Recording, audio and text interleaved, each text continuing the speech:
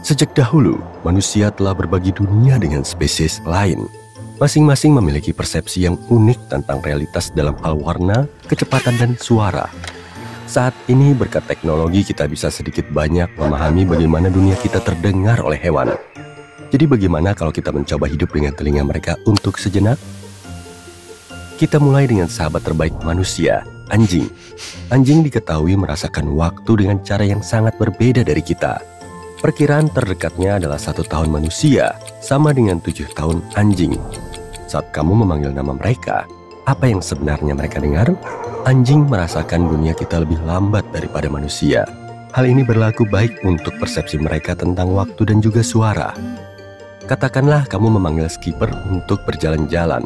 Kamu berbicara dengan kecepatan normal seperti biasa, tapi bagi skipper, dia mendengarmu dalam gerak lambat. Seolah kamu baru saja menekan kecepatan 0,75 pada aplikasi Spotify-mu. Kamu mungkin juga pernah mendengar bahwa anjing memiliki jangkauan pendengaran lebih luas daripada manusia dan mampu mendengar suara dari jarak yang sangat jauh. Hal ini benar adanya. Rata-rata manusia memiliki rentang pendengaran dari 20 Hz hingga 20 kHz. Pendengaran kita lebih tajam saat masih muda dan cenderung melemah saat bertambah tua. Ya, ini ilmiah. Tapi anjing mampu mendengar 45 kHz yang jauh lebih tinggi daripada kita. Beberapa ras anjing dikenal sebagai pemburu yang andal, dan karena alasan itu mereka butuh indera pendengaran yang lebih baik. Masalahnya, anjing tidak sebaik manusia dalam membedakan suara. Manusia bisa dengan mudah membedakan antara pelan dan jalan. Sementara anjing tidak begitu. Ini disebut selektivitas frekuensi. Penjelasan ilmiahnya adalah bahwa bagian yang berbeda dari koklea respon frekuensi yang berbeda pula. Seperti inilah bentuk telinga manusia dari dalam, dan ini bentuk telinga anjing. Koklea adalah bagian yang terlihat seperti cangkang siput. Koklea terbentuk dari cairan mirip air garam. Pada bagian terdalam dari koklea, terdapat rambut-rambut kecil yang bergetar sesuai dengan frekuensi suara yang kita terima. Beberapa rambut hanya akan diaktifkan oleh suara bernada tinggi, sementara rambut-rambut lainnya akan diaktifkan dengan nada yang lebih rendah. Anjing benar-benar terbukti sebagai sahabat manusia, karena pendengarannya juga cenderung melemah seiring menua. Pendengaran manusia berada pada kondisi terbaiknya saat kita masih muda. Sebuah studi dari University of New South Wales mengatakan seorang anak dapat mendengar hingga 24 kHz. Saat kecil kita bisa mendengar suara bernada sangat tinggi, tapi kemampuan ini cenderung menurun seiring menua. Kapasitas pendengaran maksimum orang yang sudah tua bisa hanya 8 kHz. Orang ini mungkin tidak bisa mendengar kicauan burung atau bahkan bunyi alarm microwave. Baik pada anjing maupun manusia, melemahnya pendengaran berkaitan dengan hilangnya rambut-rambut kecil di koklea. Lalu bagaimana dengan kucing? Kucing bisa mendengar frekuensi yang lebih tinggi daripada anjing. Pendengaran mereka bisa melampaui 60 kHz. Hal ini sangat penting karena mereka berburu hewan pengerat kecil dengan suara yang hampir tak terdengar oleh telinga manusia. Tapi dengan indera pendengaran kucing, mereka bisa menangkap tikus yang bersembunyi di semak-semak yang jaraknya lebih dari 30 meter. Lucunya, sementara anjing merasakan realitas dalam gerakan yang lebih lambat daripada manusia, kucing menjalani kehidupan sekitar 9% lebih cepat daripada kita. Kamu mungkin pernah mendengar bahwa suara juga dapat diklasifikasikan sebagai infrasonik atau ultrasonik. Ini yang akan kita lakukan. Aku akan memberi sebuah contoh suara dan kamu harus menebak apakah itu infrasonik atau ultrasonik. Menurutmu, suara lempeng tektonik yang bergerak termasuk infrasonik atau ultrasonik? Jawaban yang benar adalah infrasonik. Yang satu ini agak sulit. Pergerakan semut di terowongan bawah tanah juga infrasonik. Infrasonik adalah frekuensi rendah, apapun yang berkisar di bawah 20 Hz, yang berarti kita tidak bisa mendengarnya. Tapi gajah bisa. Ketika melihat gajah, salah satu hal pertama yang menonjol adalah telinganya yang sangat besar. Ya, semuanya memang besar, tapi telinganya sangat mengesankan, terutama jika dibandingkan dengan telinga kita. Telinga besar memungkinkan mereka untuk menangkap gelombang suara yang jauh lebih panjang daripada yang kita tangkap. Ini berarti mereka bisa menangkap pergerakan awan dan bisa mendengar saat awan hujan berkumpul. Hal ini sangat membantu karena mereka akan tahu kapan waktunya untuk pergi ke tempat penampungan air misalnya. Gajah juga menggunakan suara infrasonik untuk berkomunikasi satu sama lain.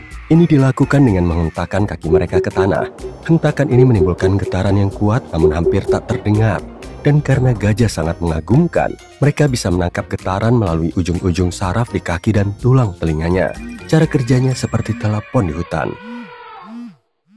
Bicara soal getaran, menurutmu bagaimana seekor ular bisa terpesona oleh alunan seruling jika ia tidak memiliki telinga? Ular itu tidak mengikuti alunan musik, melainkan ketukan kaki manusia yang tak terlihat di tanah. Bagi manusia, gelombang suara biasanya dibawa oleh udara. Tapi ular yang bergerak di tanah terhubung dengan lingkungan melalui getaran. Ular tidak memiliki gendang telinga, jadi telinga bagian dalam mereka terhubung ke rahang. Ditambah lagi, getaran bergerak dari tulang ke tulang di dalam tubuh ular. Ini disebut osteofoni, yang secara harfiah berarti ular mendengar dengan tulang mereka.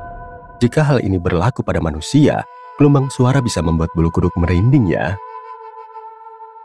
Oke, manusia mendengarkan melalui udara. Gajah dan ular dapat mendengar melalui tanah. Bagaimana cara kerja pendengaran untuk hewan air? Kamu mungkin berpikir air mengganggu pendengaran, tapi tidak bagi lumba-lumba. Lumba-lumba mengeluarkan gelombang suara berfrekuensi sangat tinggi yang diklasifikasikan sebagai ultrasonik. Mereka mendengar suara klik untuk memindai air guna mencari makanan dan hewan lain. Ke arah manapun suara itu memantul akan membantu mereka mengidentifikasi apa yang ada di depan dan sekitar mereka. Sederhananya, lumba-lumba melihat dengan telinga mereka. Kemampuan ini disebut ekolokasi dan merupakan bentuk navigasi melalui suara. Kamu pernah mendengar tentang sonar kan? Sonar adalah alat yang digunakan kapal untuk mencari benda-benda di bawah air. Sonar memancarkan getaran suara sangat cepat yang memantul dari dasar laut dan kembali. Dengan cara ini, sonar dapat mendeteksi kedalaman air, menemukan bangkai kapal, dan bahkan menemukan formasi geologi. Itulah yang dilakukan lumba-lumba untuk menemukan lokasi mereka. Oh, dan jika National Geographic benar, manusia dapat mendengar frekuensi hingga 100 kHz ketika menyelam di bawah air. Ini berarti kita bisa mendengar dengan cara yang hampir sama seperti lumba-lumba. Bisakah kamu bayangkan menggunakan ekolokasi untuk mengarungi air? Para ilmuwan tidak tahu persis kenapa hal ini terjadi, tapi mereka memiliki dua dugaan. Ini mungkin ada hubungannya dengan bagaimana suara merambat secara berbeda di dalam air. Mungkin juga ada hubungannya dengan cara telinga kita menerima suara di bawah air dan bagaimana otak kita menafsirkannya. Bukan hanya lumba-lumba yang dapat menggunakan suara untuk menjalani kehidupan. Kelelawar juga bisa, karena kelelawar cenderung hidup di lingkungan yang gelap atau bahkan gelap gulita. Mereka tidak bisa mengandalkan penglihatannya, tapi mereka memiliki indera pendengaran yang sangat berharga, sehingga bahkan mungkin tidak perlu melihat kemana mereka pergi. Meskipun otak kelelawar sangat kecil, mereka bisa memetakan lingkungannya secara menyeluruh dan dengan mudah menemukan mangsa. Bagaimana dengan hewan pengerat? Jika kamu pernah melihat tikus atau tupai melompat-lompat, kamu mungkin berpikir mereka terlihat agak cepat. Inilah fakta menariknya. Dibandingkan manusia, tupai menjalani realitas dengan kecepatan setengah dari kecepatan kita. Jadi apa yang terlihat sangat cepat dan kikuk bagi kita, tampaknya cukup tenang dari sudut pandang hewan pengerat itu. Dari segi pendengaran, seekor tikus bisa mendengar hingga 91 kHz. Dan itu sangatlah tinggi. Cukup menarik bukan?